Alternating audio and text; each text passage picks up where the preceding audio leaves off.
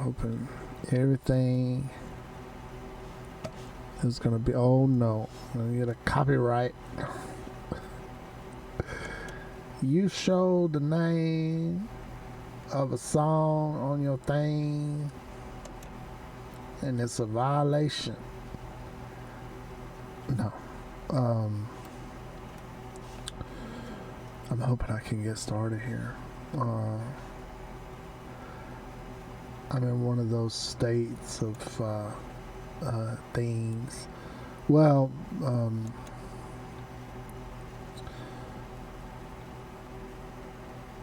I was taking a dose of the news and realizing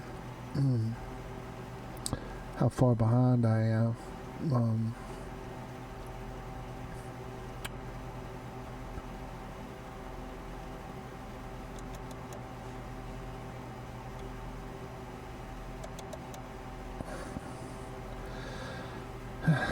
And I wanted to get the Fateful Triangle, which, man, I was on some trip. I think it was a trip back on the way out to China. I'm not sure. Well, it was on a long trip where I remember going through airports and I had a copy of the Fateful Triangle with me, and it was intense.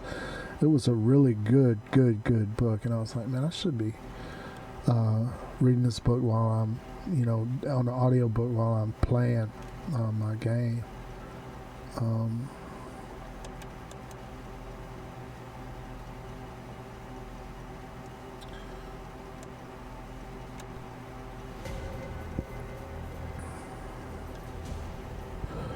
But we'll see.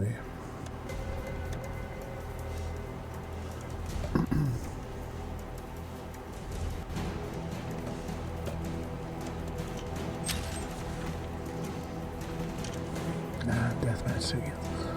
Free for all. You know I love it.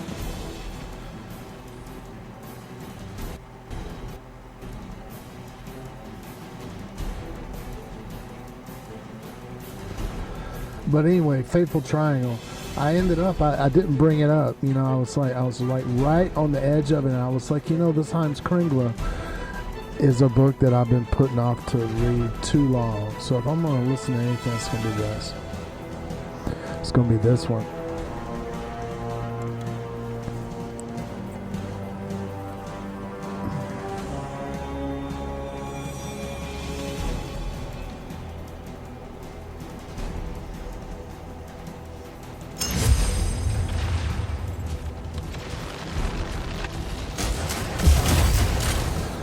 Baba Ran, take my hand, Baba Ran, Baba Ran.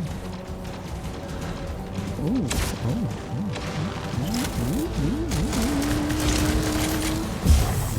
Go.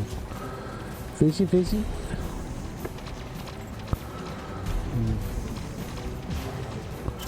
Oh, child, I don't want to be out here.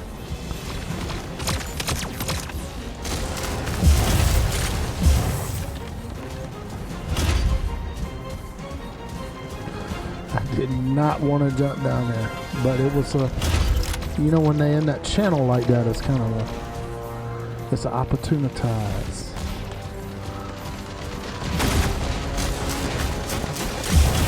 Ooh, suicide. I didn't think I would take him out.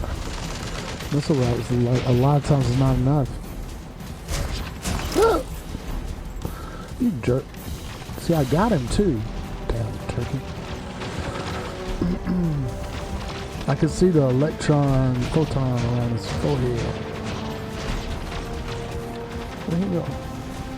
So they killed him already?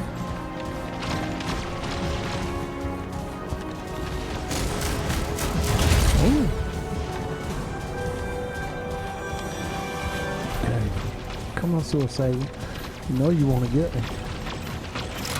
Don't you got your revenge coin trying to get? Ooh, child. Don't you know? Catch me again. Oh, it's passport to hell. Please. Please don't kill me. Passport to hell. That's the one that back in the olden days when you could name yourself after a bot. There was some girl streaming under the name Passport to Hell, and that's why I thought it was a real person.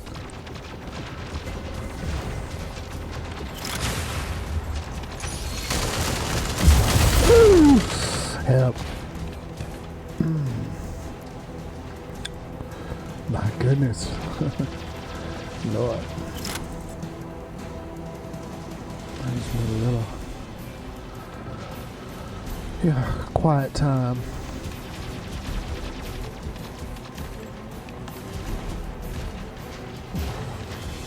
I don't know where else even is. You're hiding from me? Oh, no. Oh, I hate you. I hate you. There you go. That's my tent.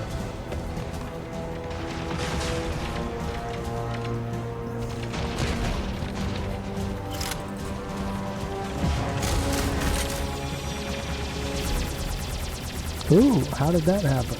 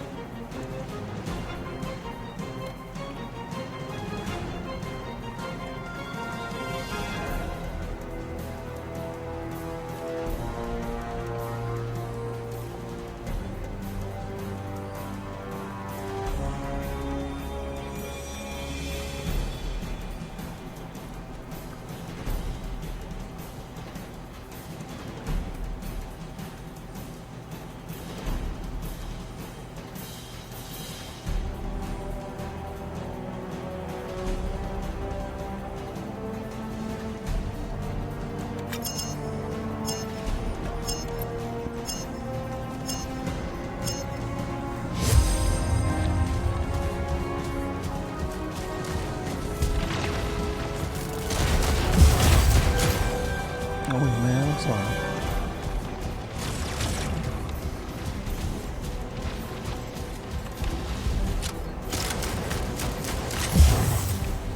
$99 cheeses.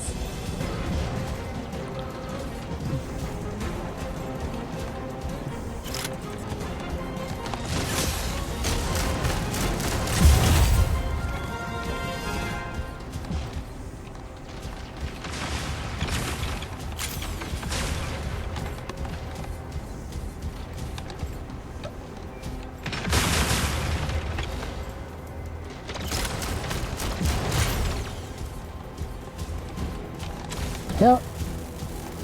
Help. Help. Help. Help. Help.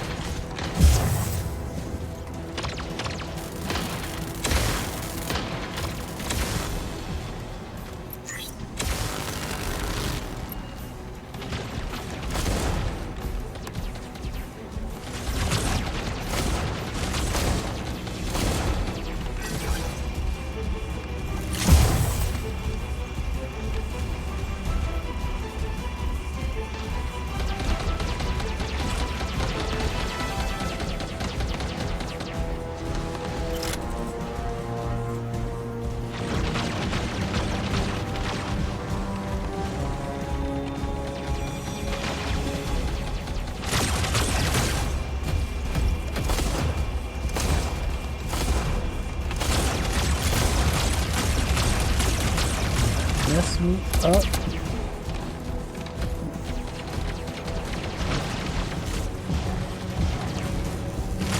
Somebody shoot him.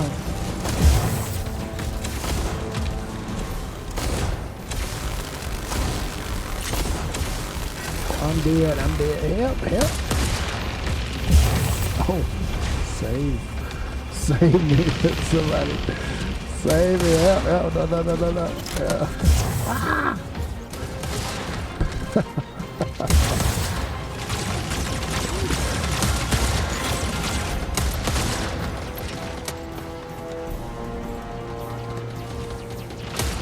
I need to talk with you, Gina.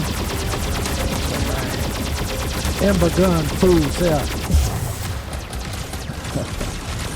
Somebody take her down.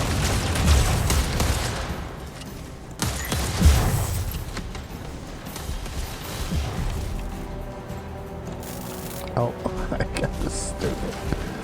That's 99 Jesus. Oh, 99 Jesus.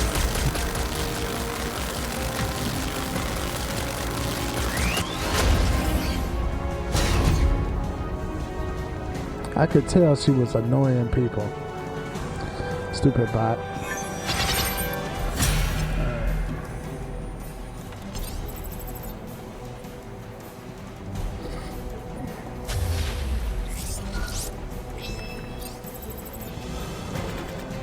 I want to know.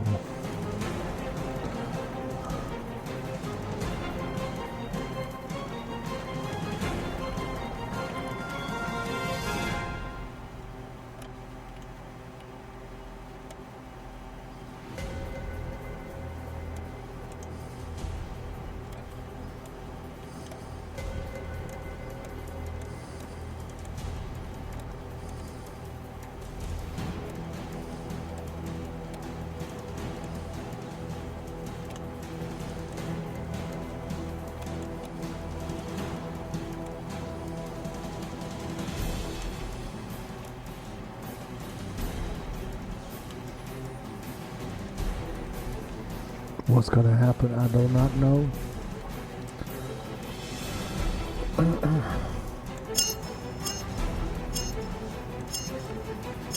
This is not what I need.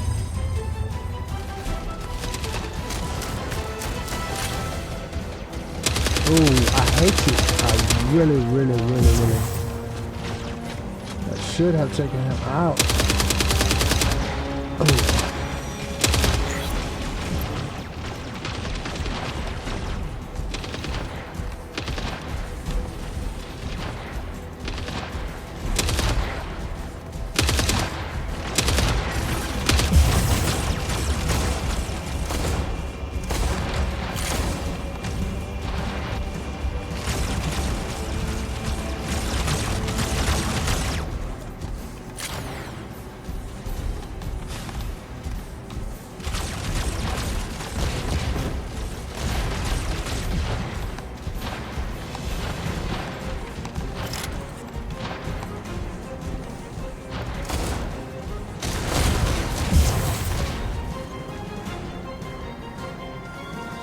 There you go, kid.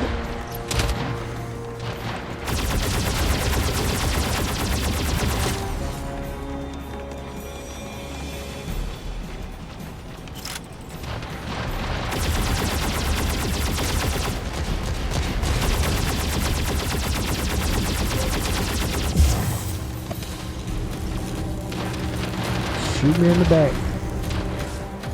I ain't got a single kill. That's a wasted deathmatch ticket. Right there. Complete wasted on. Oh, got one.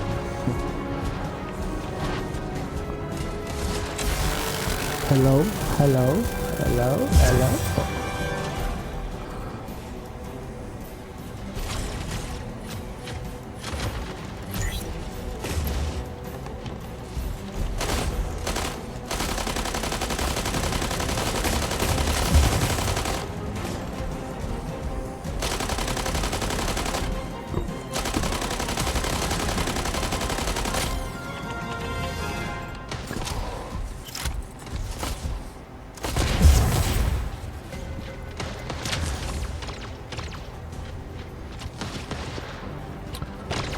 Here comes 26 seconds.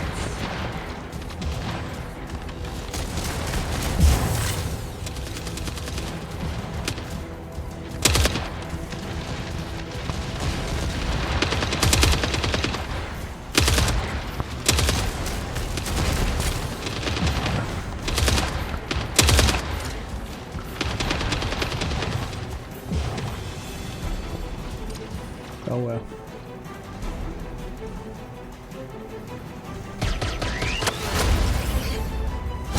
think I got him one time.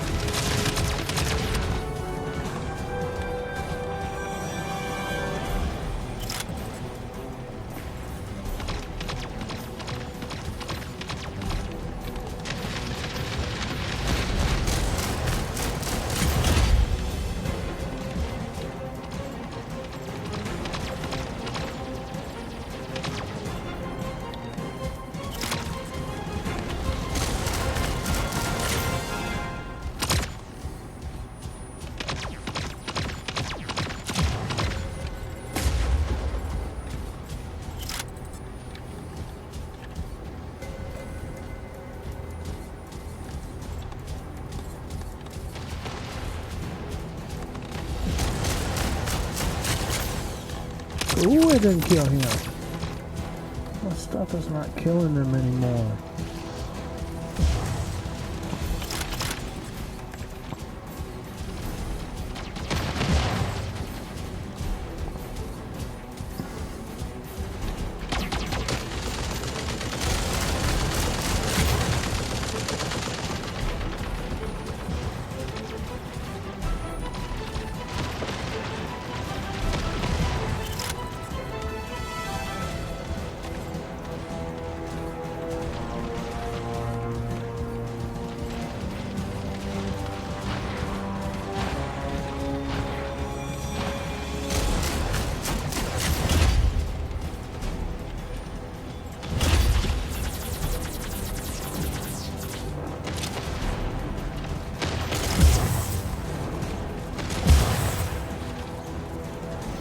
Ow!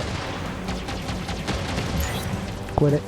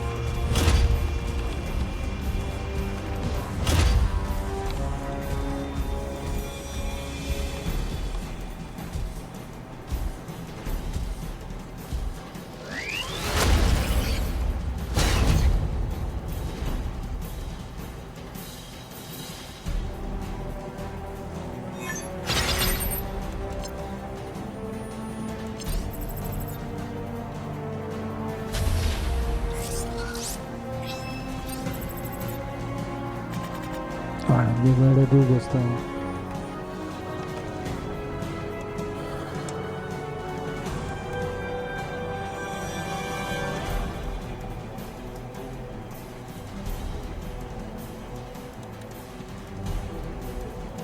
Gudrod. And there was also a king in Romerike. And one had Hodaland and Bolton. And in Valders also there was a king. With these district kings Sigurd had a meeting up in Hodaland, and Olaf Haraldsson also met with them. To these district kings whom Sigurd had assembled he set forth his stepson Olaf's purpose, and asked their aid, both of men and in council and consent, and represented to them how necessary it was to cast off the yoke which the Danes and Swedes had laid upon them. He said that there was now a man before them who could head such an enterprise. And he recounted the many brave actions which Olaf had achieved upon his war expeditions. Then King Rorik says, "True it is that Harald Harfager's kingdom has gone to decay, none of his race being supreme king over Norway. But the people here in the country have experienced many things. When King Hakon, Athelstam's foster son, was king, all were content. But when Gunhild's sons ruled over the country, all were so weary of their tyranny and injustice that they would rather have foreign men as kings, and be themselves more their own rulers. For the foreign kings were usually abroad and cared little about the customs of the people if the scad they laid on the country was paid. When enmity arose between the Danish King Harald and Earl Hakon, the Jomsborg Vikings made an expedition against Norway. Then the whole people arose, and threw the hostilities from themselves. And thereafter the people encouraged Earl Hakon to keep the country, and defend it with sword and spear against the Danish king. But when he had set himself fast in the kingdom with the help of the people, he became so hard and overbearing towards the country folks, that they would no longer suffer him. The Trondheim people killed him, and raised to the kingly power Olaf Tryggvason, who was of the Udal succession to the kingdom, and in all respects well fitted to be a chief. The whole country's desire was to make him supreme king, and raise again the kingdom which Harald Harfager had made for himself. But when King Olaf thought himself quite firmly seated in his kingdom, no man could rule his own concerns for him. With us small kings he was so unreasonable, as to take to himself not only all the scad and duties which Harald Harfager had levied from us, but a great deal more. The people at last had so little freedom under him, that it was not allowed to every man to believe in what God he pleased. Now since he has been taken away we have kept friendly with the Danish king, have received great help from him when we have had any occasion for it, and have been allowed to rule ourselves, and live in peace and quiet in the inland country, and without any overburden. I am therefore content that things be as they are, for I do not see what better rights I am to enjoy by one of my relations ruling over the country. And if I am to be no better off, I will take no part in the affair." Then said King Ring, his brother, "I will also declare my opinion that it is better for me, if I hold the same power and property as now, that my relative is king over Norway, rather than a foreign chief, so that our family may again raise its head in the land. It is, besides, my opinion about this man Olaf, that his fate and luck must determine whether he is to obtain the kingdom or not. And if he succeed in making himself supreme king, then he will be the best off who has best deserved his friendship. At present he has in no respect greater power than any of us. Nay, indeed, he has less. As we have lands and kingdoms to rule over, and he has nothing, and we are equally entitled by the Udal right to the kingdom as he is himself. Now, if we will be his men, give him our aid, allow him to take the highest dignity in the country, and stand by him with our strength, how should he not reward us well, and hold it in remembrance to our great advantage, if he be the honorable man I believe him to be, and all say he is. Therefore let us join the adventure, say I, and bind ourselves in friendship with him." Then the others, one after the other, stood up and spoke. And the conclusion was, that the most of them determined to enter into a league with King Olaf. He promised them his perfect friendship, and that he would hold by and improve the country's laws and rights, if he became supreme king of Norway. This league was confirmed by oath. 35. Olaf gets the title of king from the thing. Thereafter the king summoned a thing, and their king Olaf set forth this determination to all the people, and his demand on the kingly power. He desires that the bonds should receive him as king, and promises, on the other hand, to allow them to retain their ancient laws, and to defend the land from foreign masters and chiefs.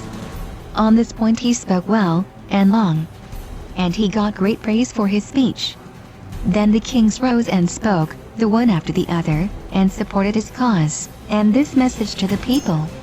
At last it came to this, that King Olaf was proclaimed king over the whole country, and the kingdom adjudged to him according to law in the uplands, AD 1014. 36. King Olaf travels in the uplands. King Olaf began immediately his progress through the country, appointing feasts before him wherever there were royal farms.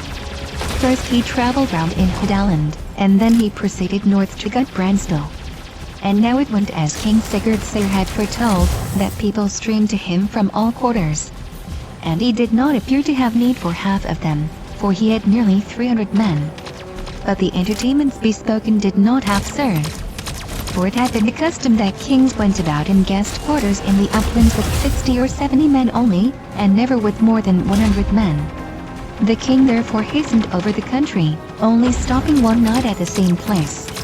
When he came north to Doverfield, he arranged his journey so that he came over the mountain and down upon the north side of it, and then came to Opdal, where he remained all night. Afterwards he proceeded through Opdal forest, and came out at Medaldo, where he proclaimed the thing, and summoned the bonds to meet him at it. The king made a speech to the thing, and asked the bonds to accept him as king, and promised, on his part, the laws and rights which King Olaf Tryggvason had offered them. The bonds had no strength to make opposition to the king. So the result was that they received him as king, and confirmed it by oath, but they sent word to Orketel and Skon of all that they knew concerning Olaf's proceedings. 37. Levy against Olaf in Trondheim. Einar Tambaskalfer had a farm and house at Huseby in Skon.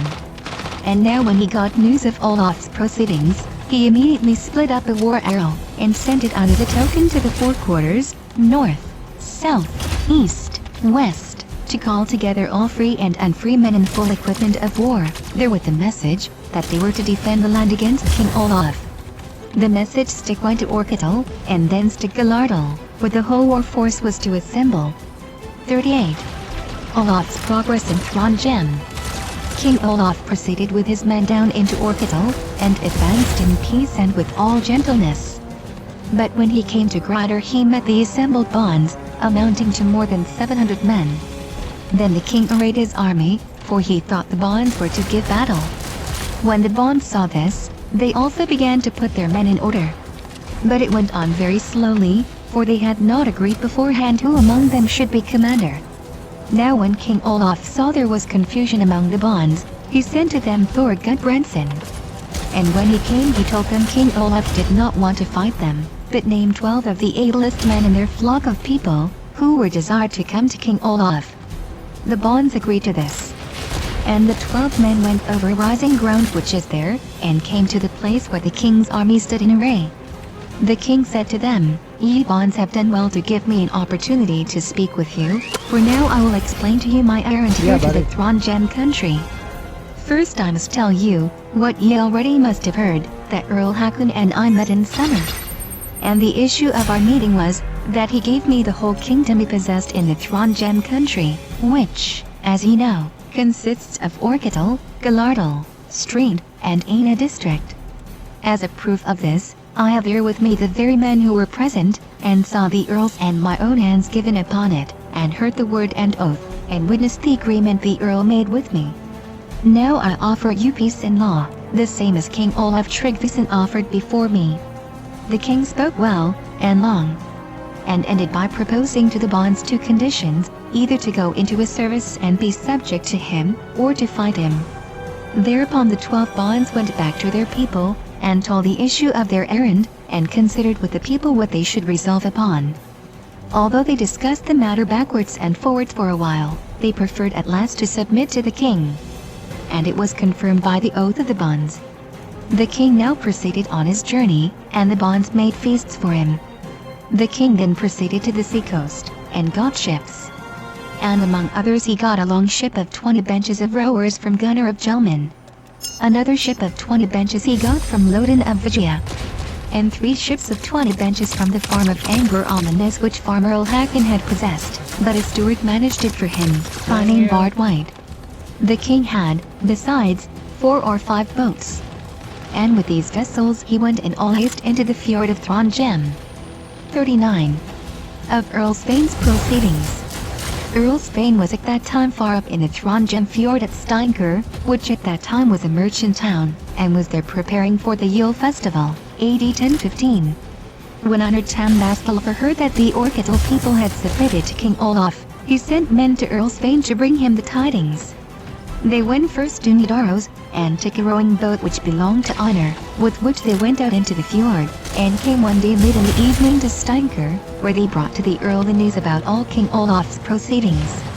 The Earl owned a long ship, which was lying afloat and rigged just outside the town, and immediately, in the evening, he ordered all his movable goods, his people's clothes, and also meat and drink, as much as the vessel could carry, to be put on board, rowed immediately out in the night time, and came with daybreak to Skardsund.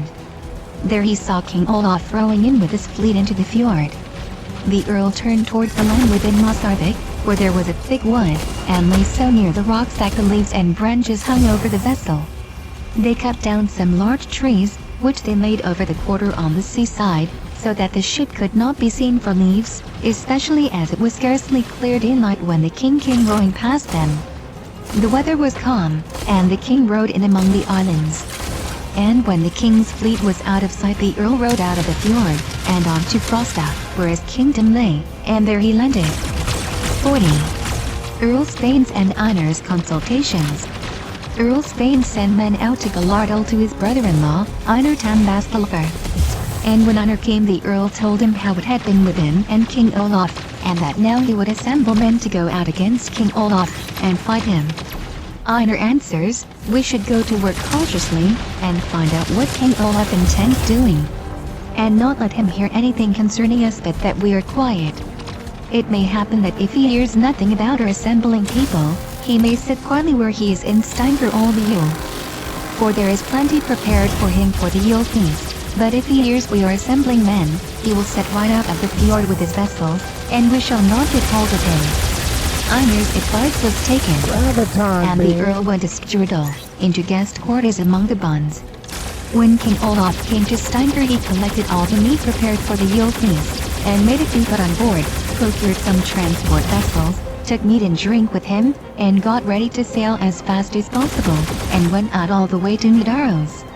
Here King Olaf Tryggvason had laid the foundation of a merchant town, and had built a king's house, but before that Nidaros was only a single house, as before related. When Earl Eirik came to the country, he applied all his attention to his house of Lade, where his father had had his main residence, and he neglected the houses which Olaf had erected at the Nid, so that some were fallen down, and those which stood were scarcely habitable. King Olaf went now with his ships up the Nid, made all the houses to be put in order directly that were still standing, and built anew those that had fallen down, and employed in this work a great many people. Then he had all the meat and drink brought on shore to the houses, and prepared to hold Yule there. So Earl Spain and Einar had to fall upon some other plan. 41. Of Sigvat the Skald. There was an Iceland man called Thord Sigvald Askald, who had been long with Earl Sigvald, and afterwards with the Earl's brother, Thorkel the Tall. But after the Earl's death, Thord had become a merchant.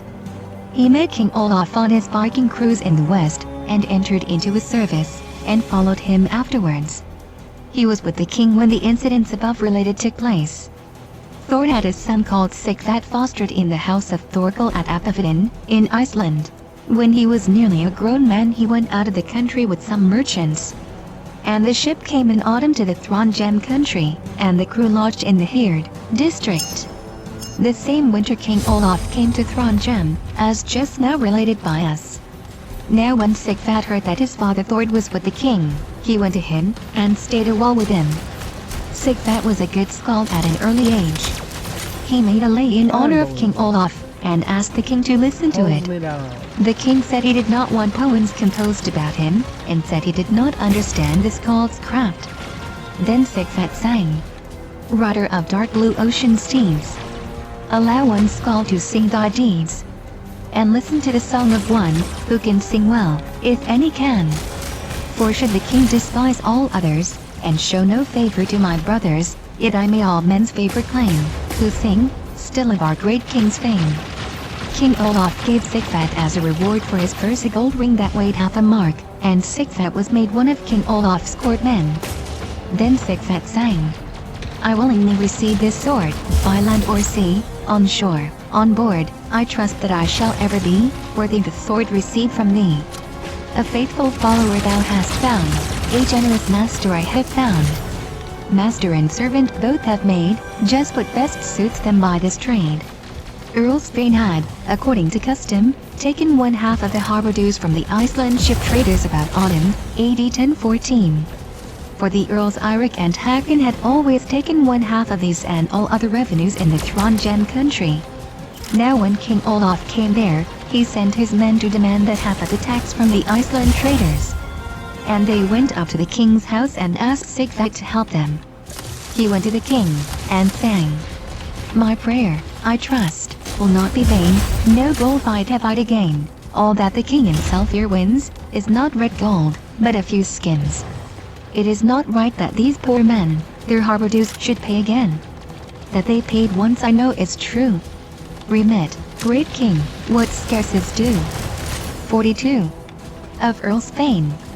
Earl Svein and Einar Tambaskalfur gathered a large armed force, with which they came by the upper road into Galardal, and so down to Nidaros, with nearly 2,000 men. King Olaf's men were out upon the Galar Ridge, and had a guard on horseback.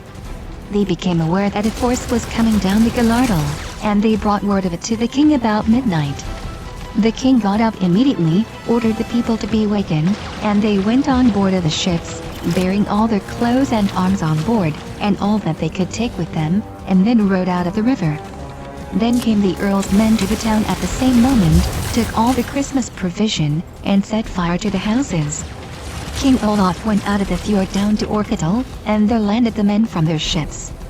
From Orkidal they went up to the mountains, and over the mountains eastwards into Gudbrandsdal. In the lines composed about Klingbersason, it is said that Earl Eirik burned the town of Nidaros. The king's half-finished hall, rafters, roof, and all, is burned down by the riverside. The flame spreads over the city wide. 43. Of King Olaf. King Olaf went southwards through Gudbrandsdal, and thence out to Hedmark. In the depth of winter, AD 1015, he went about in guest quarters. But when spring returned he collected men, and went to Viken. He had with him many people from Hedmark, whom the kings had given him.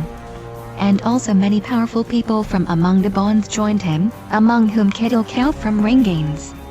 He had also people from Romarik. His stepfather, Sigurdsr, gave him the help also of a great body of men. They went down from thence to the coast, and made ready to put to sea from Viken. The fleet, which was manned with many fine fellows, went out then to Tunsberg. 44. Of Earl Svein's forces.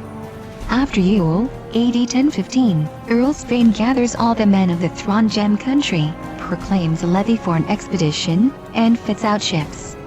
At that time there were in the Trondheim country a great number of lendermen, and many of them were so powerful and well-born, that they descended from earls, or even from the royal race, which in a short course of generations reckoned to Harald Harfager, and they were also very rich. These lendermen were of great help to the kings or earls who ruled the land. For it was as if the lenderman had the bond people of each district in his power. Earl Svein being a good friend of the lenderman, it was easy for him to collect people. His brother-in-law, Einar Tambaskalfur, was on his side, and with him many other lendermen. And among them many, both lendermen and bonds, who the winter before had taken the oath of fidelity to King Olaf. When they were ready for sea they went directly out of the fjord, steering south along the land, and drawing men from every district. When they came farther south, abreast of Rogaland, Erling Skilgsson came to meet them, with many people and many lendermen with him. Now they steered eastward with their whole fleet to Viken, and Earl Svein ran in there towards the end of Easter. The Earl steered his fleet to Grenmer, and ran into Nestor, AD 1015. 45. King Olaf's forces. King Olaf steered his fleet out from Viken, until the two fleets were not far from each other, and they got news of each other the Saturday before Palm Sunday.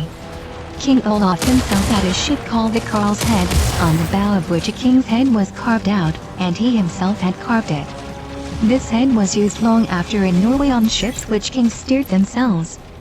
46. King Olaf's speech. As soon as day dawned on Sunday morning, King Olaf got up, put on his clothes, went to the land, and ordered to sound the signal for the whole army to come on shore. Then he made a speech to the troops, and told the whole assembly that he had heard there was but a short distance between them and Earl Svein. Now, said he, we shall make ready. For it can be but a short time until we meet. Let the people arm, and every man be at the post that has been appointed him, so that all may be ready when I order the signal to sound for casting off from the land. Then let us row off at once. And so that none go on before the rest of the ships, and none lag behind when I row out of the harbor, for we cannot tell if we shall find the Earl where he was lying, or if he has come out to meet us. When we do meet, and the battle begins, let people be alert to bring all our ships in close order, and ready to bind them together. Let us spare ourselves in the beginning, and take care of our weapons, that we do not cast them into the sea, or shoot them away in the air to no purpose. But when the fight becomes hot and the ships are bound together, then let each man show what is in him of manly spirit. 47. Of the battle at Nestor. King Olaf had in his ship 100 men armed in coats of ring mail, and in foreign helmets. The most of his men had white shields, on which the Holy Cross was gilt. But some had painted it in blue or red. He had also had the cross painted in front on all the helmets, in a pale color. He had a white banner on which was a serpent figure. He ordered a mass to be read before him, went on board ship, and ordered his people to refresh themselves with meat and drink.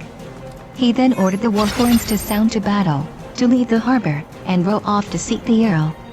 Now when they came to the harbor where the Earl had lain, the Earl's men were armed, and beginning to row out of the harbor. But when they saw the king's fleet coming, they began to bind the ships together, to set up their banners, and to make ready for the fight. When King Olaf saw this, he hastened the rowing, laid his ship alongside the Earl's, and the battle began. So says Sigvat the Skald. Boldly the king did then pursue Earl Svein, nor let him out of view. The blood ran down the reindeer's flank, of each sea king, his vessel's plank. Nor did the Earl's stout warriors spare, in battle brand the sword and spear. Earl Svein his ships of war pushed on, and lashed their stout stems one to one. It is said that King Olaf brought his ships into battle while Svein was still lying in the harbor. Sigvat the Skald was himself in the fight. And in summer, just after the battle, he composed a lay, which is called the Nestor Song, in which he tells particularly the circumstances. In the fierce fight 'tis known how near, this corner of the ice-cold spear, lay the Charles had the Earl on board, all eastward of the outer fjord. Then was the conflict exceedingly sharp, and it was long before it could be seen how it was to go in the end. Many fell on both sides, and many were the wounded. So says Sigvat. No urging did the Earl require, midst spear and sword, the battle's fire. No urging did the brave king need, the ravens in this shield storm to feed. Of limb lopping enough was there, and ghastly wounds of sword and spear. Never, I think, was rougher play, than both the armies had that day. The Earl had most men, but the king had a chosen crew in his ship, who had followed him in all his wars. And, besides, they were so excellently equipped, as before related, that each man had a coat of ring mail, so that he could not be wounded. So says Sigvat. Our lads, broad-shouldered, tall, and hale, drew on their cold shirts of ring mail. Soon sword on sword was shrilly ringing, and in the air the spears were singing. Under our helms we hid our hair, for thick flew arrows through the air. Right glad was I our gallant crew, steel-clad from head to foot, to view. 48. Earl Svein's flight. When the men began to fall on board the Earl's ships, and many appeared wounded, so that the sides of the vessels were but thinly beset with men, the crew of King Olaf prepared to board. Their banner was brought up to the ship that was nearest the Earl's, and the king himself followed the banner. So says Sigvat. On with the king. His banners waving, on with the king. The spears he's braving. On, steel-clad men. And stormed the deck, slippery with blood and strewed with wrack. A different work ye have to share, his banner in war storm to bear, from your fair girls, who round the hall, brings the full meat bowl to us all. Now was the severest fighting. Many of Spain's men fell, and some sprang overboard. So says Sigvat. Into the ship our brave lads spring, on shield and helm their red blades ring. The air resounds with stroke on stroke, the shields are cleft, the helms are broke. The wounded bond o'er the side, falls shrieking in the blood-stained tide. The deck is cleared with wild uproar, the dead crew float about the shore. And also these lines. The shields we brought from home were white, now they are red-stained in the fight. This work was fit for those who wore ringed coats of mail their breasts before. Wherefore the foe blunted the best sword. I saw our young king climb on board. He stormed the first. We followed him, the warbirds now in blood may swim. Now defeat began to come down upon the earl's men. The king's men pressed upon the earl's ship and entered it. But when the earl saw how it was going, he called out to his forecastle men to cut the cables and cast the ship loose, which they did. Then the king's men threw grapplings over the timber heads of the ship, and so held her fast to their own. But the earl ordered the timber heads to be cut away, which was done. So says Sigvat. The earl, his noble ship to save, to cut the posts loud order gave. The ship escaped, our greedy eyes had looked on her as a clear prize. The earl escaped. But ere he fled, we feasted Odin's fowls with dead, with many a goodly corpse that floated, round our ship's stern his birds were bloated. Einar Tambaskalfur had laid his ship right alongside the earl's. They threw an anchor over the bows of the earl's ship, and thus towed her away, and they slipped out of the fjord together. Thereafter the whole of the earl's fleet took to flight, and rowed out of the fjord. The Skalber's Torfason was on the forecastle of the earl's ship. And as it was gliding past the king's fleet, King Olaf called out to him, for he knew Burs, who was distinguished as a remarkably handsome man, always well equipped in clothes and arms. Farewell, Burs. He replied, Farewell, King. So says Burs himself, in a poem he composed when he fell into King Olaf's power, and was laid in prison and in fetters on board a ship. Olaf the brave, a farewell gave, no time was there to parley long, to me who knows the art of song. The skald was fain, farewell again, in the same terms back to send, the rule in arms to foe or friend. Earl Spain's distress, I well can guess, when flight he was compelled to take, his fortunes I will ne'er forsake, though I lie here, in chains a year, in thy great vessel all forlorn, to crouch to thee I still will scorn, I still will say, no milder sway, than from thy foe this land ere knew, to him, my early friend, I'm true. 49. Earl Spain leaves the country. Now some of the earl's men fled out the country, some surrendered at discretion. But Spain and his followers rowed out of the fjord, and the chiefs laid their vessels together to talk with each other, for the earl wanted counsel from his lendermen. Erling Skildsson advised that they should sail north, collect people, and fight King Olaf again. But as they had lost many people, the most were of opinion that the earl should leave the country, and repair to his brother-in-law the Swedish king, and strengthen himself there with men. Einar Tambaskalfur approved also of that advice, as they had no power to hold battle against Olaf. So they discharged their fleet. The earl sailed across Folden, and with him Einar Tambaskalfur. Erling Skildsson again, and likewise many other lendermen who would not abandon their feudal possessions, went north to their homes. And Erling had many people that summer about him. 50. Olaf's and Sigurd's consultation. When King Olaf and his men saw that the earl had gathered his ships together, Sigurd Syr was in haste for pursuing the earl, and letting steel decide their cause. But King Olaf replies, that he would first see what the earl intended doing, whether he would keep his force together or discharge his fleet. Sigurd Syr said, it is for thee, king, to command. But, he adds, I fear, from thy disposition and willfulness, that thou wilt some day be betrayed by trusting to those great people, for they are accustomed of old to bid defiance to their sovereigns. There was no attack made, for it was soon seen that the earl's fleet was dispersing. Then King Olaf ransacked the slain, and remained there some days to divide the booty. At that time Sigvat made these verses. The tale I tell is true, to their homes returned but few, of Spain's men who came to meet King Olaf's gallant fleet. From the north these warmen came, to try the bloody game, on the waves their corpses borne, show the game that Sunday morn. The Trondheim girls so fair, their jeers, I think, will spare, for the king's force was but small, that empty Trondheim's hull. But if they will have their share, they may ask their sweethearts dear, why they have returned shorn, who went to share that Sunday morn. And also these. Now will the king's power rise, for the upland men still prize, the king who o'er the sea, stares to bloody victory. Earl Spain. Thou now wilt know, that our lads can make blood flow, that the Hedemarkers hail, can do more than tab good ale. King Olaf gave his stepfather King Sigurd sir, and the other chiefs who had assisted him, handsome presents at parting. He gave Kettle of Ringanes a yacht of 15 benches of rowers, which Kettle brought up the Rom River and into the Mjosean Lake. 51. Of King Olaf. King Olaf sent spies out to trace the Earl's doings, AD 1015.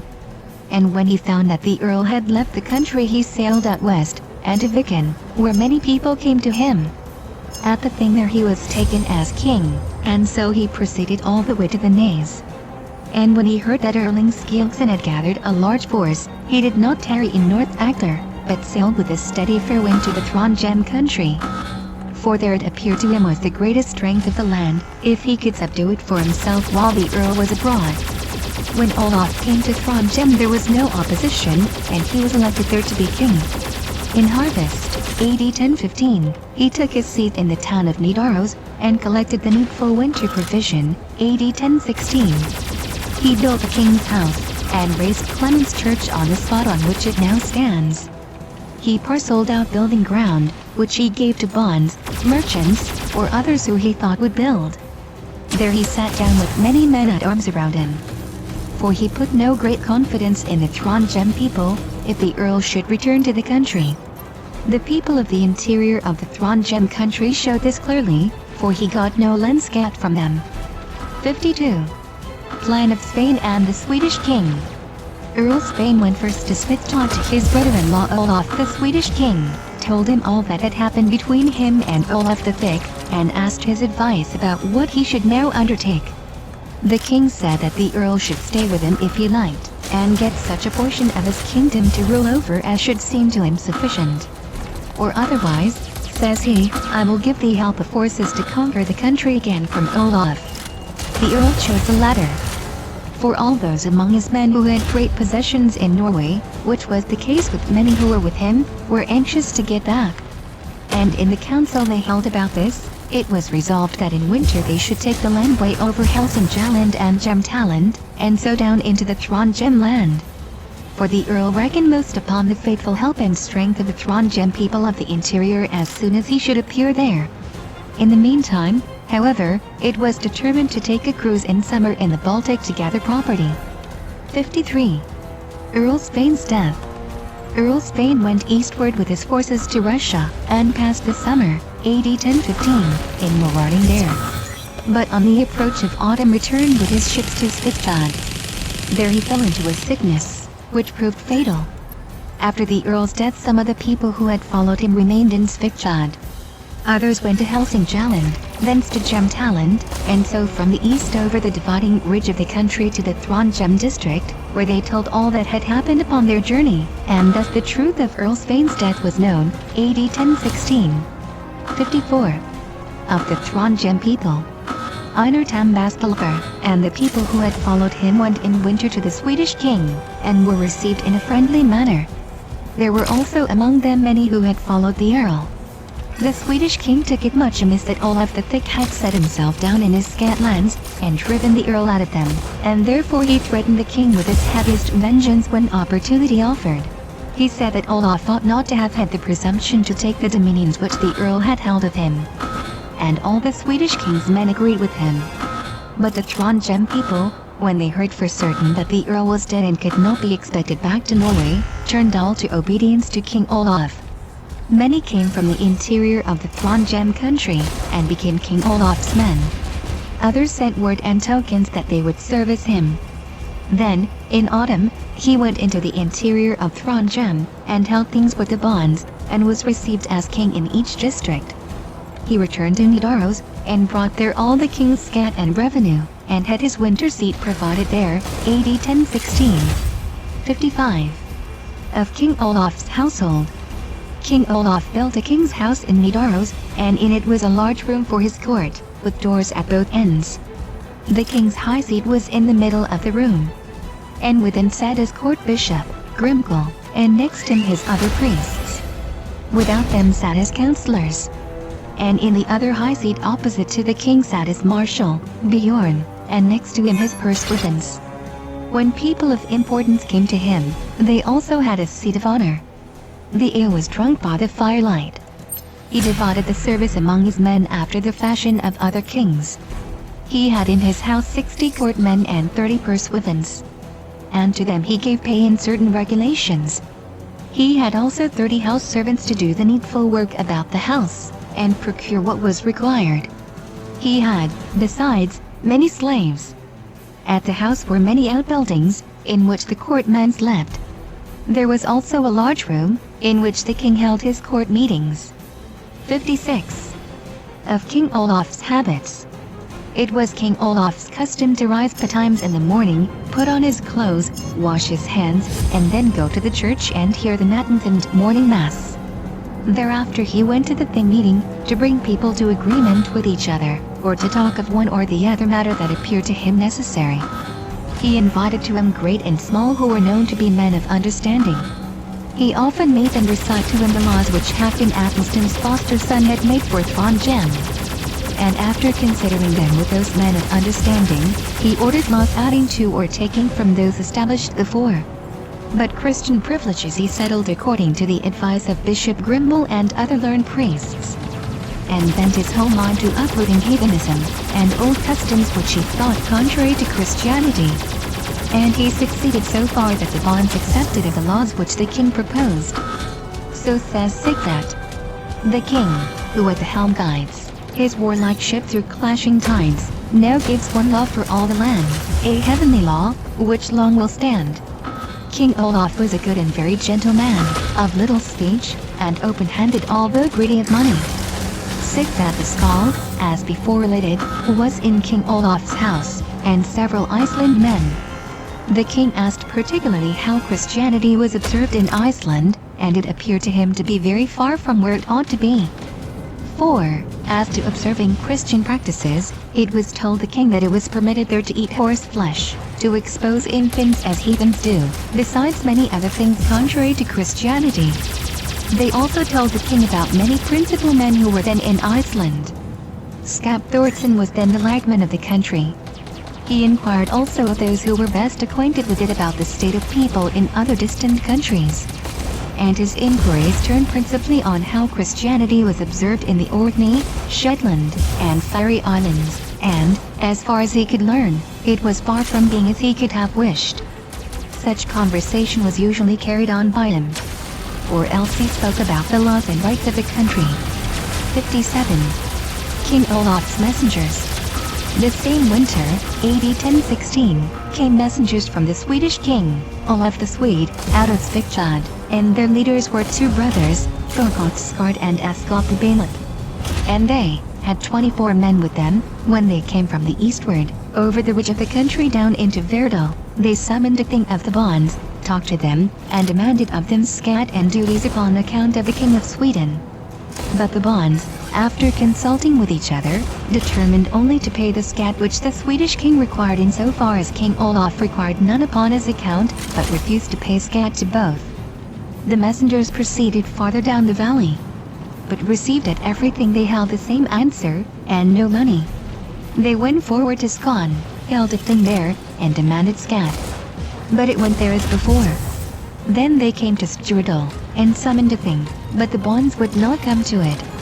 Now the messengers saw that their business was a failure, and Thorgoth proposed that they should turn about, and go eastward again. I do not think, says Asgot, that we have performed the king's errand unless we go to King Olaf the Thick, since the bonds refer the matter to him. He was their commander. So they proceeded to the town, Nidaros, and took lodging there. The day after they presented themselves to the king, just as he was seated at table, saluted him, and said they came with a message of the Swedish king. The king told them to come to him next day.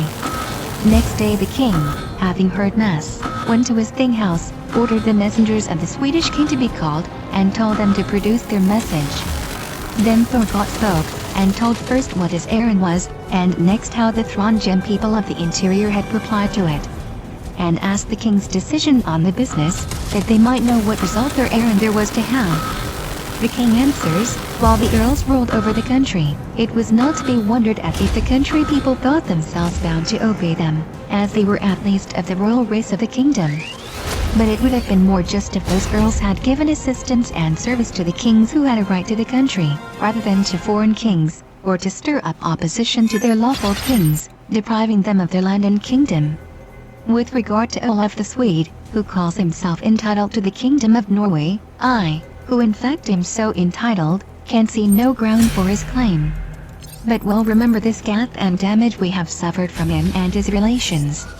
Then says Ascot, it is not wonderful that thou art called Olaf the Thick, seeing thou answerest so haughtily to such a prince's message, and canst not see clearly how heavy the king's wrath will be for thee to support, as many have experienced who had greater strength than thou appearest to have. But if thou wishest to keep hold of thy kingdom, it will be best for thee to come to the king, and be his man. And we shall beg him to give thee this kingdom in faith under him. The king replies with all gentleness, I will give thee an advice, Ascot, in return. Go back to the east again to thy king, and tell him that early in spring I will make myself ready, and will proceed eastward to the ancient frontier that divided formerly the kingdom of the kings of Norway from Sweden. There he may come if he likes, that we may conclude a peace with each other. And each of us will retain the kingdom to which he is born. Now the messengers turned back to their lodgings, and prepared for their departure, and the king went to table. The messengers came back soon after to the king's house.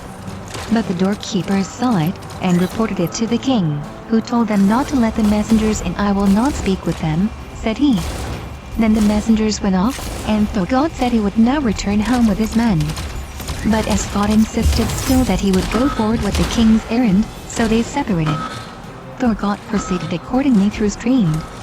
But Ascot went into Galardal and Orketal, and intended proceeding southwards to Moor, to deliver his king's message. When King Olaf came to the knowledge of this, he sent out his pursuivants after them, who found them at the nest in Stein, bound their hands behind their backs, and led them down to the point called Caleras, where they raised a gallows, and hanged them so that they could be seen by those who traveled the usual sea way out of the fjord. Thorgot heard this news before he had traveled far on his way home through the Trondheim country. And he hastened on his journey until he came to the Swedish king, and told him how it had gone with them. The king was highly enraged when he heard the account of it. And he had no lack of high words. 58. Olaf and Erling reconciled. The spring thereafter, AD 1016, King Olaf Haraldsson calls out an army from the Trondheim land, and makes ready to proceed eastward. Some of the Iceland traders were then ready to sail from Norway. With them King Olaf sent word and token to Jolf Skeggjason, and summoned him to come to him, and at the same time sent a verbal message to Skaptalagman, and other men who principally took part in the leaguing of Iceland, to take out of the law whatever appeared contrary to Christianity. He sent, besides, a message of friendship to the people in general.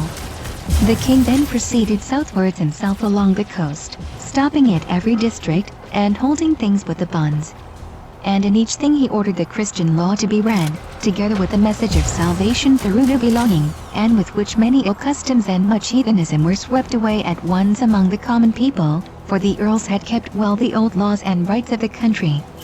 But with respect to keeping Christianity, they had allowed every man to do as he liked. It was thus come so far that the people were baptized in the most places on the seacoast, but the most of them were ignorant of Christian law. In the upper ends of the valleys, and in the habitations among the mountains, the greater part of the people were heathen. For when the common man is left to himself, the faith he has been taught in his childhood is that which hath the strongest hold over his inclination. But the king threatened the most violent proceedings against great or small, who, after the king's message, would not adopt Christianity. In the meantime Olaf was proclaimed king in every lodging in the country, and no man spoke against him. While he lay in Karmsson, messengers went between him and Erling Skjalgsson, who endeavored to make peace between them. And the meeting was appointed in Whiting's Isle. When they met, they spoke with each other about agreement together. But Erling found something else than he expected in the conversation, for when he insisted on having all the thieves which Olaf Tryggvason, and afterwards the Earls Spain and Haakon, had given him, and on that condition would be his man and dutiful friend, the king answered, "It appears to me, Erling, that it would be no bad bargain for thee to get as great feats from me for thy aid and friendship as thou hadst from Earl Eirik, a man who had done thee the greatest injury by the bloodshed of thy men. But even if I let thee remain the greatest lenderman in Norway, I will bestow my fiefs according to my own will, and not act as if ye lendermen had feudal right to my ancestors' heritage, and I was obliged to buy your services with manifold rewards." Erling had no disposition to sue for even the smallest thing. And he saw that the king was not easily dealt with.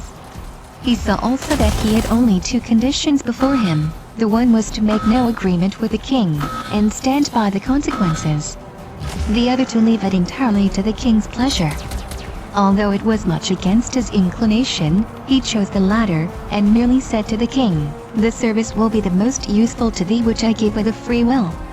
And thus their conference ended. Erling's relations and friends came to him afterwards, and advised him to give way, and proceed with more prudence and less pride. "Thou wilt still," they said, "be the most important and most respected lenderman in Norway, both on account of thy own and thy relations' abilities and great wealth." Erling found that this was prudent advice, and that they who gave it did so with a good intention, and he followed it accordingly. Erling went into the king's service on such conditions as the king himself should determine and please. Thereafter they separated, in some shape reconciled, and Olaf went his way eastward along the coast. AD 1016. 59. Eilif of Gotland's murder. As soon as it was reported that Olaf had come to Viken, the Danes who had offices under the Danish king set off for Denmark, without waiting for King Olaf. But King Olaf sailed in along Viken, holding things with the bonds. All the people of the country submitted to him, and thereafter he took all the king's taxes, and remained this summer, AD 1016, in Viken. He then sailed east from Tønsberg across the fjord, and all the way east to Svinesund. There the Swedish king's dominions begin, and he had set officers over this country. Namely, Eilif Gotsk over the north part, and Roskilde over the east part, all the way to the Got River. Ro had family friends on both sides of the river, and also great farms on Hising Island, and was besides a mighty and very rich man. Eilif was also of great family, and very wealthy. Now when King Olaf came to Renmark, he summoned the people to a thing, and all who dwelt on the sea coast or in the islands came to him. Now when the thing was seated, the king's marshal, Bjorn, held a speech to them, in which he told the bonds to receive Olaf as their king, in the same way as had been done in all other parts of Norway. Then stood up a bold bond by name Brynjolf Ulfald, and said, "We bonds know where the division boundaries between the Norway and Danish and Swedish kings' lands have stood by rights in old times. Namely, that the God River divided their lands between the Venner Lake and the sea. But towards the north the forests and Tillite Forest, and from thence the ridge of the country all north to Finnmark. We know, also, that by turns they have made inroads upon each other's territories, and that the Swedes have long had power all the way to Svinesund.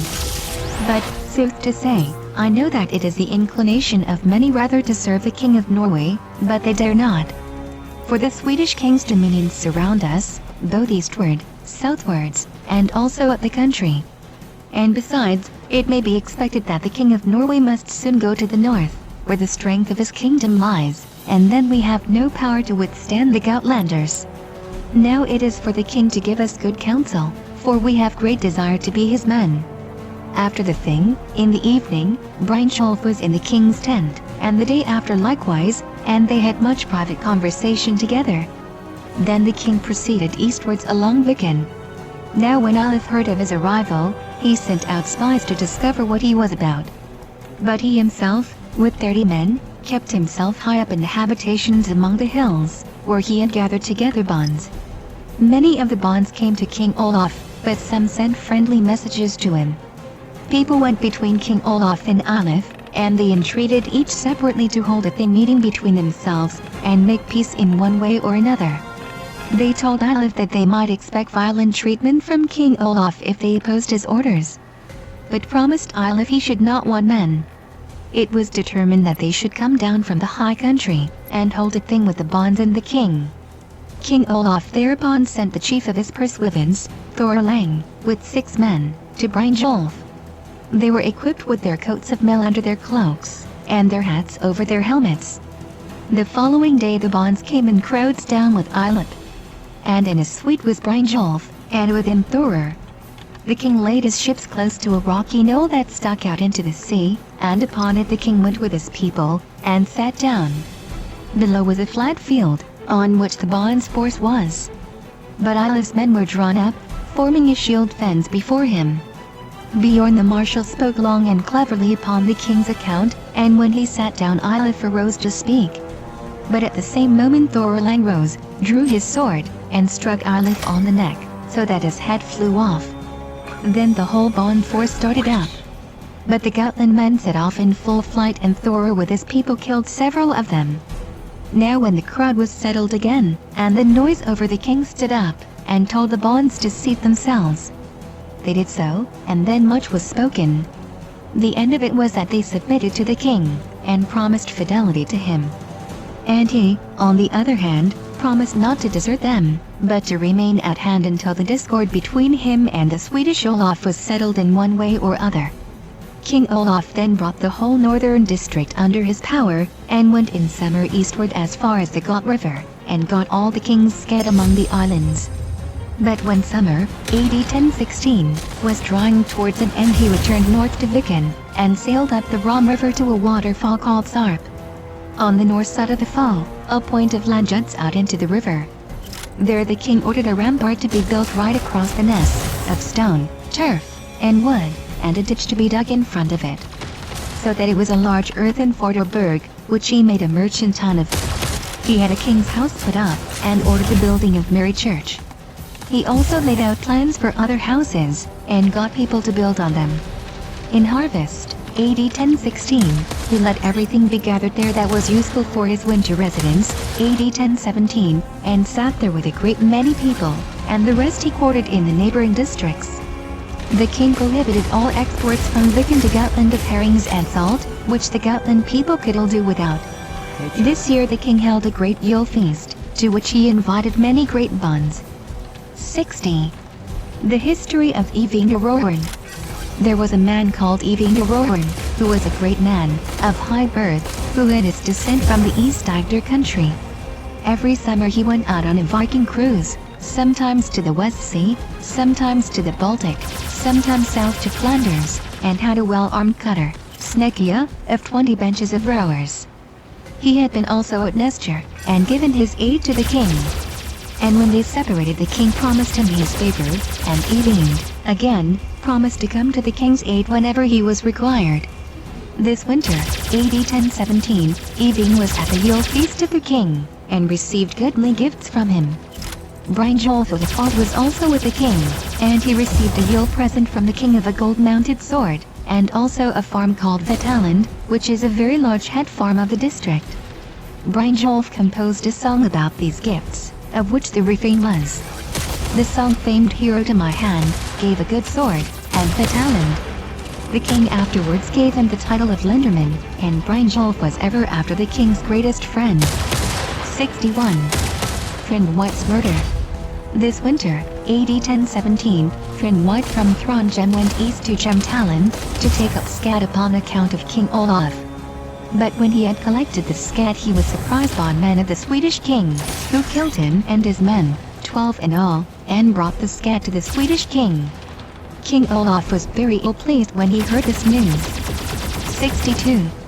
Christianity proclaimed in Viken. King Olaf made Christian law to be proclaimed in Viken, in the same way as in the North Country. It succeeded well, because the people of Viken were better acquainted with the Christian customs than the people in the North. 4. Both winter and summer, there were many merchants in Viken, both Danish and Saxon. The people of Viken, also, had much trading intercourse with England, and Saxony, and Flanders, and Denmark. And some had been on Viking expeditions, and had had their winter abode in Christian lands. 63. Rosefall. About springtime, AD 1017, King Olaf sent a message that Eyvindr should come to him. And they spake together in private for a long time. Thereafter Eyvind made himself ready for a Viking cruise. He sailed south towards Viken, and brought up at the Icres Isles without Hissing Isle. There he heard that Roskilde had gone northwards towards Ordost, and had there made a levy of men and goods on account of the Swedish king, and was expected from the north. Eyvind rode in by Haugesund, and Ro came rowing from the north, and they met in the Sound and fought. Ro fell there, with nearly 30 men.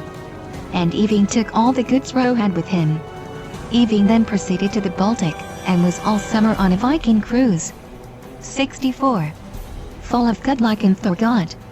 There was a man called Gudlike Kursk, who came originally from Agder.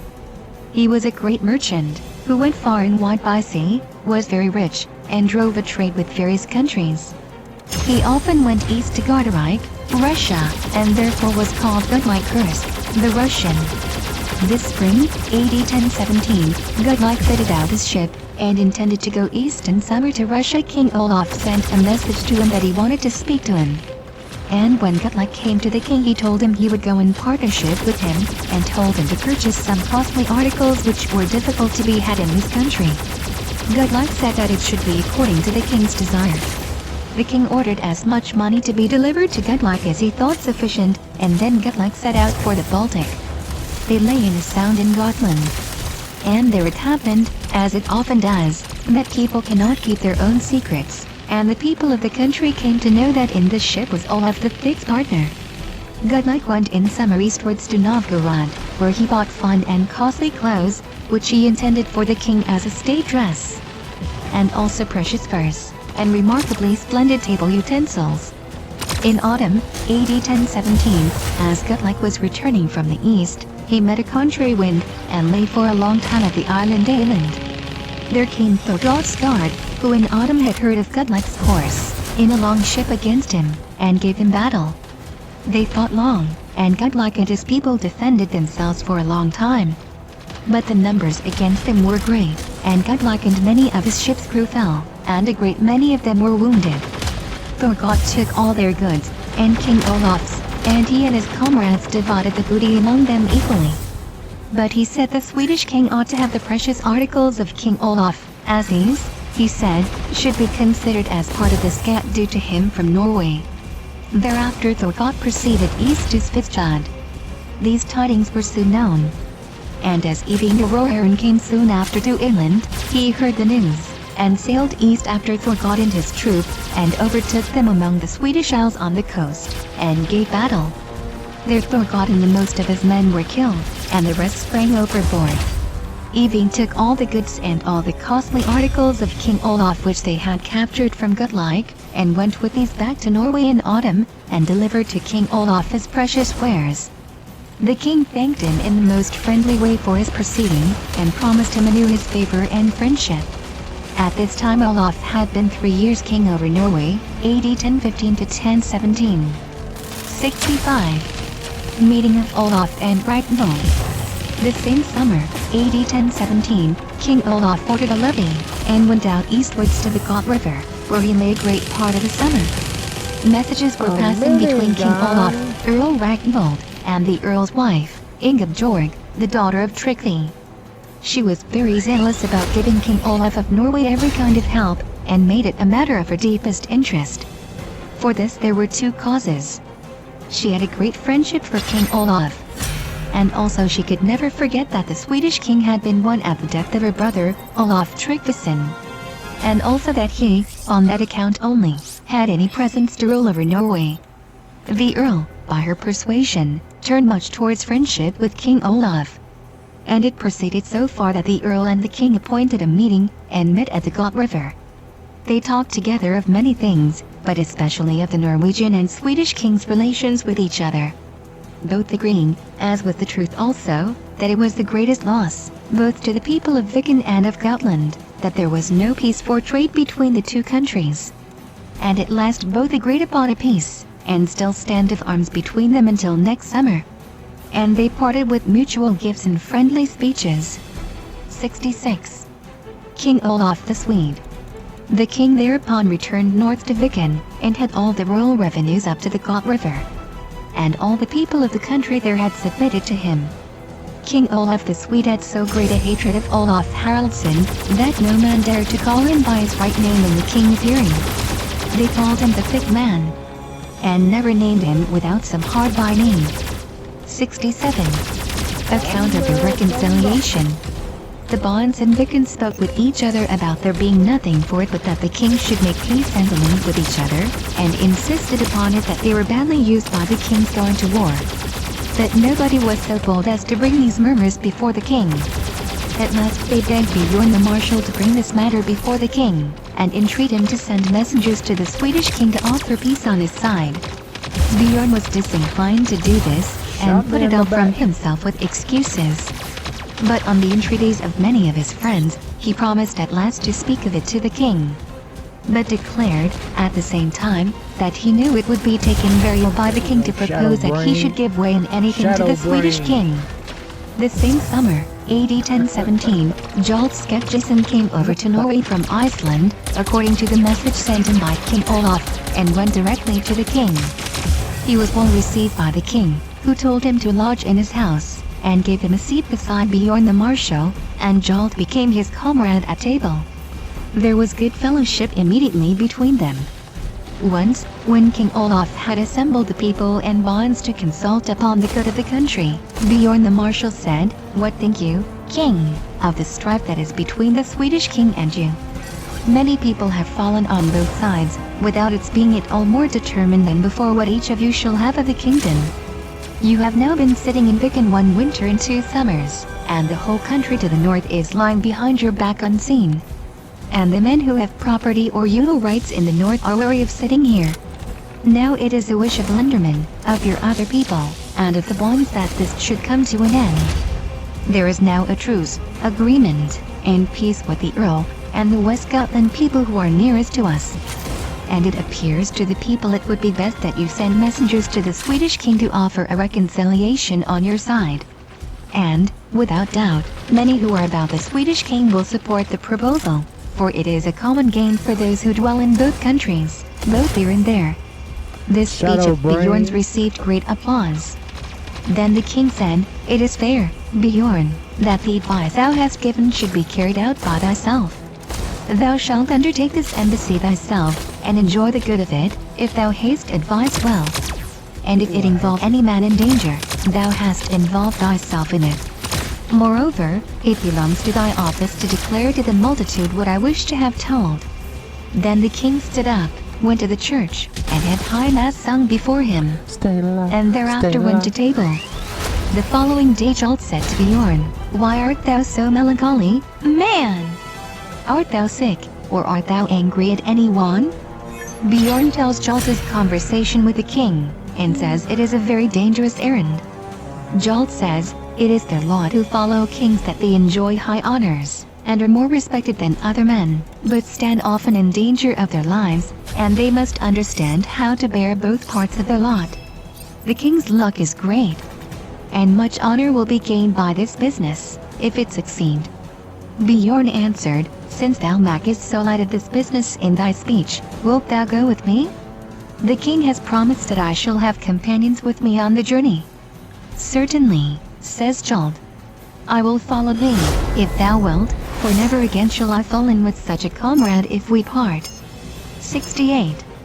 Journey of Bjorn the Marshal. A few days afterwards, when the king was at a thing meeting, Bjorn came with 11 others. He says to the king that they were now ready to proceed on their mission, and that their horses stood saddled at the door.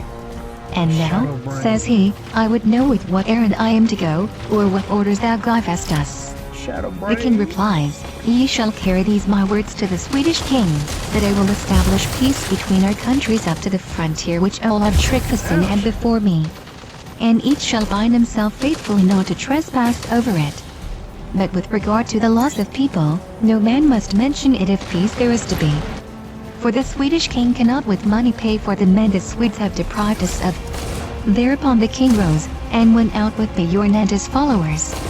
And he took a gold-mounted sword and a gold ring, and said, in handing over the sword to Bjorn, "This I give thee, it was given to me in summer by Earl Ragnvald. To him ye shall go, and bring him word from me to advance your errand with his counsel and strength. This thy errand I will think well fulfilled if thou hearest the Swedish king's own words, be they yea or nay, and this gold ring thou shalt give Earl Ragnvald. These are tokens. 1. He must know well." Jolf went up to the king, saluted him, and said, "We need much, king, that thy luck attend us, and wish that they might meet again in good health." The king asked what Jolf was going. "With Bjorn," said he. The king said, "It will assist much to the good success of the journey that thou goest to, for thy good fortune has often been proved. And be assured that I shall wish that all my luck, if that be of any weight, may attend thee in thy company." Bjorn and his followers rode their way, and came to Earl Ragnvald's court, where they were well received. Bjorn was a celebrated and generally known man, known by sight and speech to all who had ever seen King Olaf. For at everything, Bjorn stood up and told the king's message. Ingebjorg, the earl's wife, went up to Jolf and looked with him. She recognized him, for she was living with her brother Olaf Tryggvason when Jolf was there, and she knew how to reckon up the relationship between King Olaf and Vilborg, the wife of Jolf. For Eirik Jodeskau, father of Astrid, King Olaf Tryggvason's mother, and Bodvar, father of Olaf, mother of Gisher White, the father of Vilborg, were brothers sons of Lenderman Vikingakir of Bors. They enjoyed here good entertainment. One day Bjorn entered into conversation with the Earl and Ingebjorg, in which he set forth his errand, and produced to the Earl his tokens. The Earl replies, "What hast thou done, Bjorn, that the king wishes thy death?" 4. So far from thy errand having any success, I do not think a man can be found who could speak these words to the Swedish king without incurring wrath and punishment. King Olaf, King of Sweden, is too proud for any man to speak to him on anything he is angry at. Then Bjorn says, "Nothing has happened to me that King Olaf is offended at. But many of his disposition act both for themselves and others, in a way that only men who are daring can succeed in. But as yet all his plans have had good success, and I think this will turn out well too. So I assure you, Earl, that I will actually travel to the Swedish king, and not turn back before I have brought to his ears every word that King Olaf told me to say to him, unless death prevent me, or that I am in bonds, and cannot perform my errand. And this I must do, whether you give any aid or no aid to me in fulfilling the king's wishes." Then said Ingebjorg, "I will soon declare my opinion. I think, Earl, thou must turn all thy attention to supporting King Olaf, the King of Norway's desire that this message be laid before the Swedish king, in whatever way he may answer it. Although the Swedish king's anger should be incurred, and our power and property be at stake, yet will I rather run the risk, than that it should be said the message of King Olaf was neglected from fear of the Swedish king. Thou hast that birth, strength of relations, and other means, that here in the Swedish land it is free to thee to tell thy mind, if it be right and worthy of being heard, whether it be listened to by few or many, great or little people, or by the king himself." The Earl replies, "It is known to everyone how thou urgest me, it may be, according to thy counsel, that I should promise the king's men to follow them, so that they may get their errand laid before the Swedish king, whether he take it ill or take it well. But I will have my own counsel followed, and will not run hastily into Bjorn's or any other man's measures, in such a highly important matter. It is my will that ye all remain here with me, so long as I think it necessary for the purpose of rightly forwarding this mission." Now as the Earl had thus given them to understand that he would support them in the business, Bjorn thanked him most kindly, and with the assurance that his advice should rule them all together. Thereafter Bjorn and his fellow travelers remained very long in the Earl's house. Endnotes: 1. Before writing was a common accomplishment in courts, the only way of accrediting a special messenger between kings and great men was by giving the messenger a token. That is, some article well known by the person receiving the message, to be the property of and valued by the person sending it. 69. Conversation of Bjorn and Ingebjorg. Ingebjorg was particularly kind to them, and Bjorn often spoke with her about the matter, and was ill at ease that their journey was so long delayed. Jolt and the others often spoke together also about the matter. And Jolt said, "I will go to the king if ye like. For I am not a man of Norway, and the Swedes can have nothing to say to me. I have heard that there are Iceland men in the king's house who are my acquaintances, and are well treated. Namely, the Skalds Gissur Black and Ottar Black. From them I shall get out what I can about the Swedish king. And if the business will really be so difficult as it now appears, or if there be any other way of promoting it, I can easily devise some errand that may appear suitable for me." This counsel appeared to Bjorn and Ingebjorg to be the wisest, and they resolved upon it among themselves. Ingebjorg put Jolt in a position to travel, gave him 2 Gotland men with him, and ordered them to follow him, and assist him with their service, and also to go wherever he might have occasion to send them. Besides, Ingebjorg gave him 20 marks of weight silver money for traveling expenses, and sent word and token by him to the Swedish king Olaf's daughter, Ingerd, that she should give all her assistance to Jolt's business, whenever he should find himself under the necessity of craving her help. Jolt set off as soon as he was ready. When he came to King Olaf he soon found the Skalds Gissur and Ottar, and they were very glad at his coming. Without delay they went to the king, and told him that a man was coming who was their countryman, and one of the most considerable in their native land, and requested the king to receive him well. The king told them to take Jolt and his fellow travelers into their company and quarters. Now when Jolt had resided there a short time, and got acquainted with people, he was much respected by everybody. The Skalds were often in the king's house, for they were well-spoken men. And often in the daytime they sat in front of the king's high seat, and Jolt, to whom they paid the highest respect in all things, by their side. He became thus known to the king, who willingly entered into conversation with him, and heard from him news about Iceland. 70. Of Sigvat the Skald. It happened that before Bjorn set out from home he asked Sigvat the Skald, who at that time was with King Olaf, to accompany him on his journey. It was a journey for which people had no great inclination. There was, however, great friendship between Bjorn and Sigvat. Then Sigvat sang, "With the king's marshals all have I, in days gone by, lived joyously, with all who on the king attend, and me before him humbly bend. Bjorn, thou oft hast ta'en my part, pleaded with art, and touched the heart.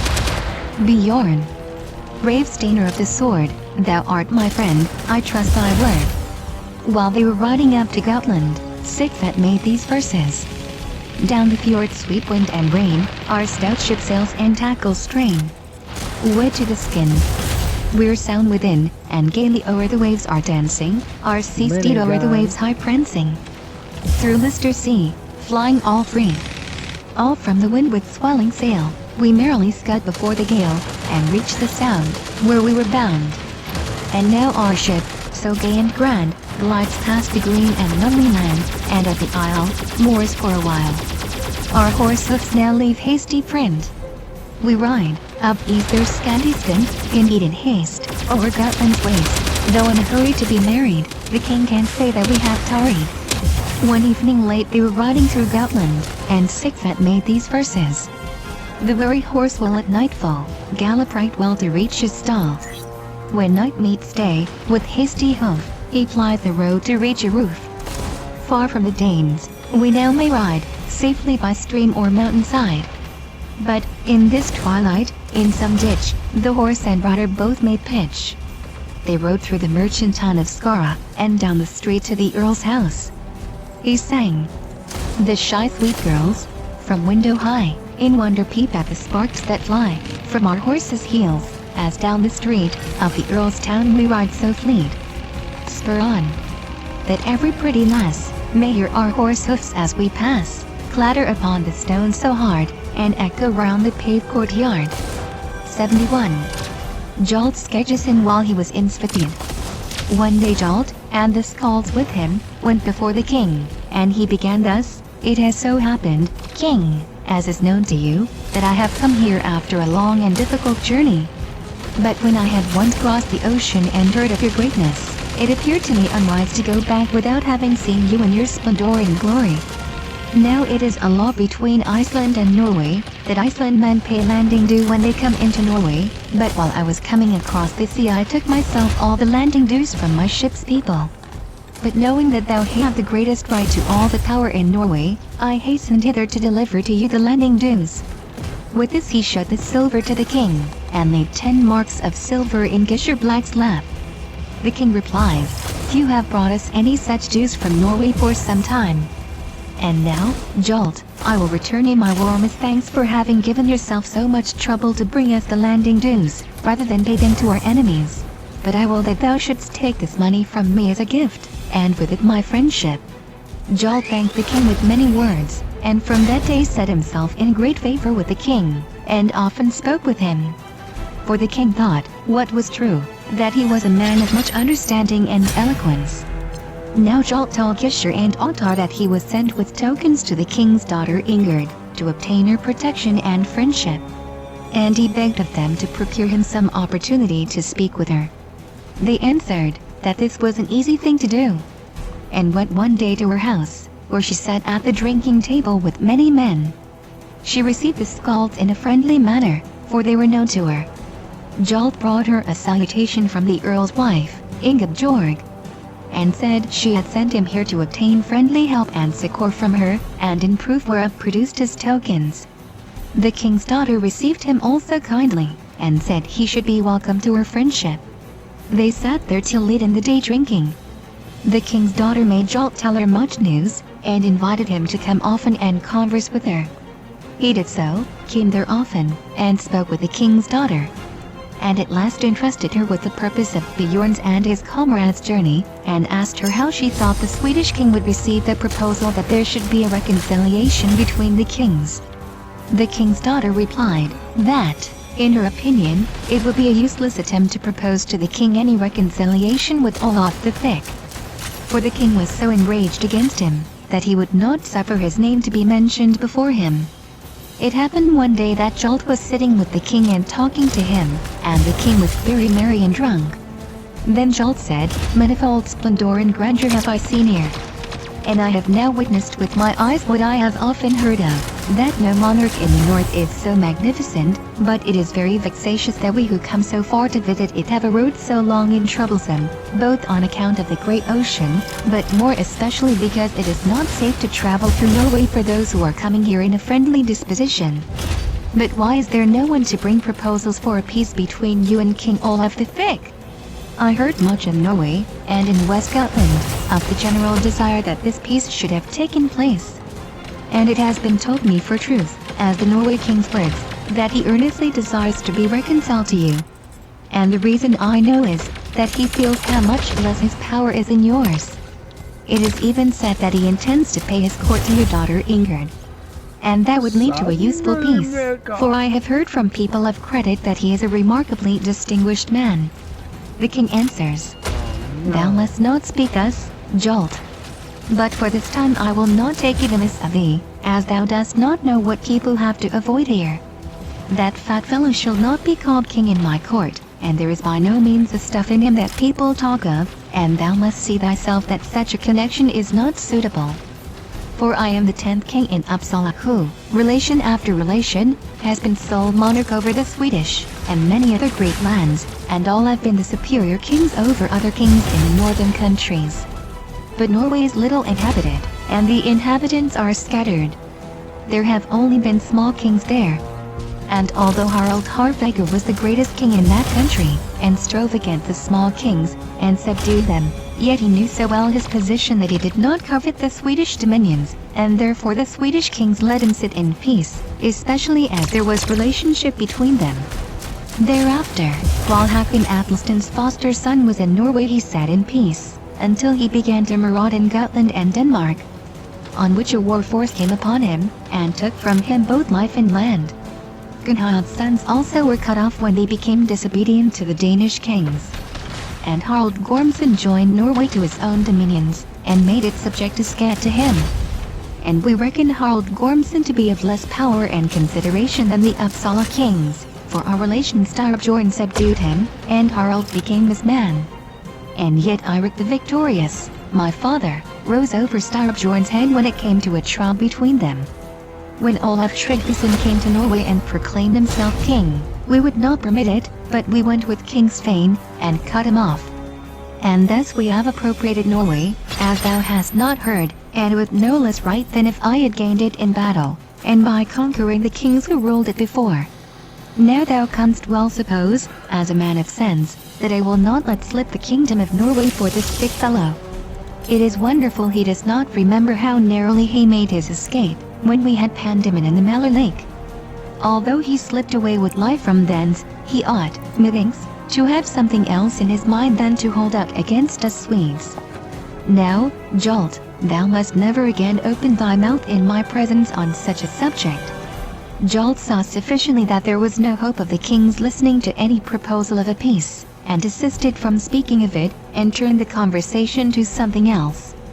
When Jolt, afterwards, came into discourse with the king's daughter Ingerd, he tells her his conversation with the king. She told him she expected such an answer from the king. Jolt begged of her to say a good word to the king about the matter, but she thought the king would listen as little to what she said, but speak about it I will, if thou requirest it. Jolt assured her he would be thankful for the attempt. One day the king's daughter Ingerd had a conversation with her father Olaf. And as she found her father was in a particularly good humor, she said, "What is now thy intention with regard to the strife with Olaf the Thick? There are many who complain about it, having lost their property by it. Others have lost their relations by the Northmen, and all their peace and quiet. So that none of your men see any harm that can be done to Norway. It would be a bad counsel if thou sought the dominion over Norway. For it is a poor country, difficult to come at, and the people dangerous, for the men there will rather have any other for their king than thee. If I might advise, thou wouldst let go all thoughts about Norway, and not desire Olaf's heritage. And rather turn thyself to the kingdoms in the east country, which thy forefathers the former Swedish kings had, and which our relation Styrbjorn lately subdued, and let the thick Olaf possess the heritage of his forefathers and make peace with him."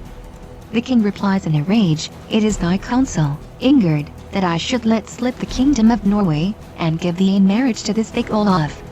No, says he, something else shall first take place. Rather than that, I shall, at the Uppsala thing in winter, issue proclamation to all Swedes, that the whole people shall assemble for an expedition, and go to their ships before the ice is off the waters. And I will proceed to Norway, and lay waste the land with fire and sword, and burn everything, to punish them for their want of fidelity." The king was so mad with rage that nobody ventured to say a word, and she went away. Jolt, who was watching for her, immediately went to her and asked how her errand to the king had turned out. She answered, it turned out as she had expected. That none could venture to put in a word with the king. But, on the contrary, he had used threats.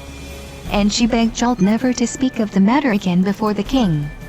As Jolt and Ingerd spoke together often, Olaf the Thick was often the subject, and he told her about him and his manners. And Jolt praised the king of Norway what he could, but said no more than was the truth, and she could well perceive it.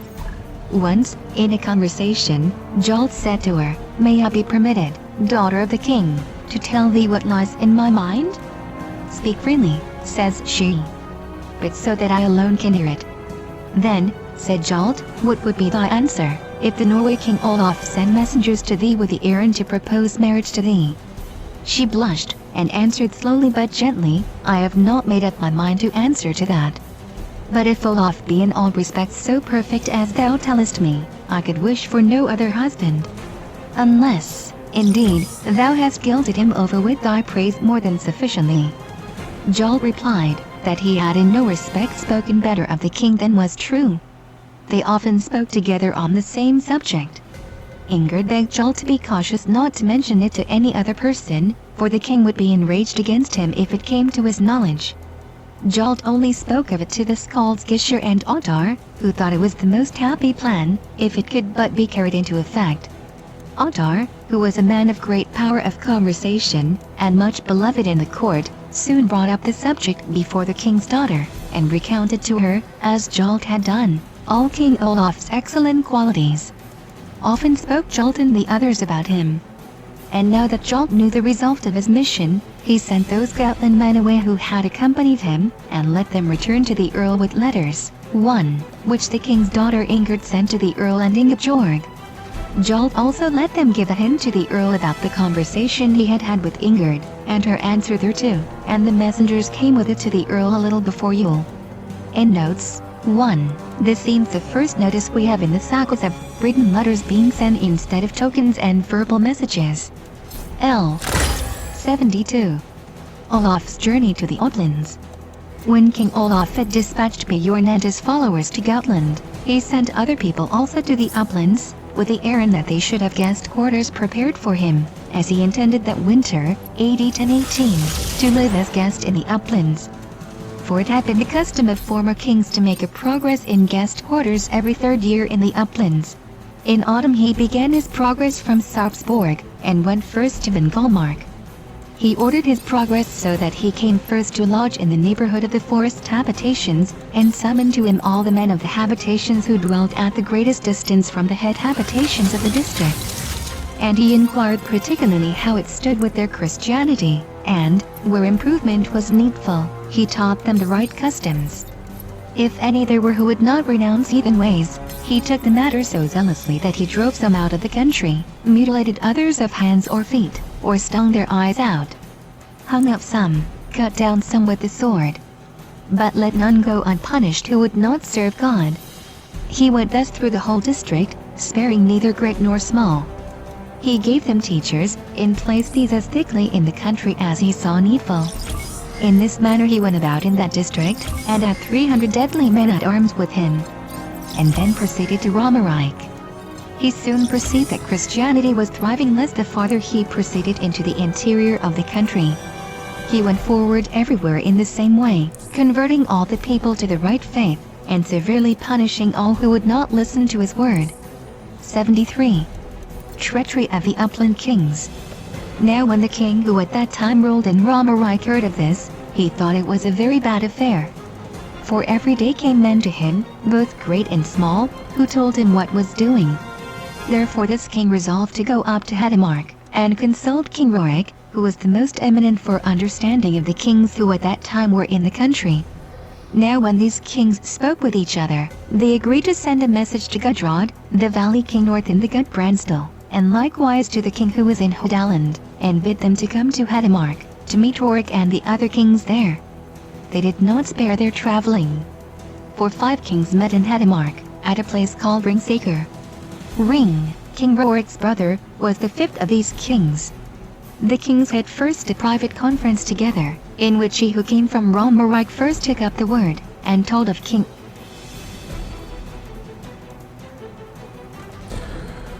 Alright, so this is on my way out. I want to go do some audio checking, and yeah, make sure everything is back in order once again. Alright, so it's time. Thanks for tuning in, and until next time, it's not going to be dead. Goodbye.